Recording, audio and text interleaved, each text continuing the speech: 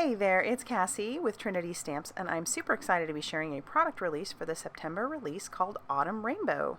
Today we're going to be taking a closer look at the new stamp and coordinating die called Made with Love.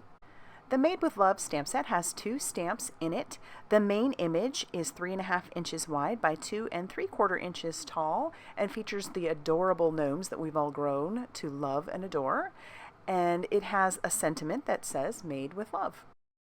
The matching die set that is sold separately is a two-piece die set that will cut out the image and the sentiment from the coordinating stamp set.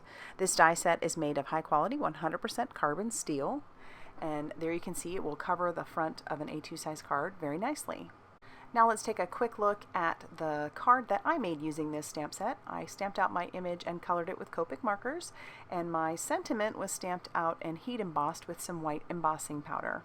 Now I'll leave you with some inspiration from the rest of the design team. If you liked this video, be sure to hit the like button and subscribe so that you can get more crafty goodness from the Trinity Stamps YouTube channel.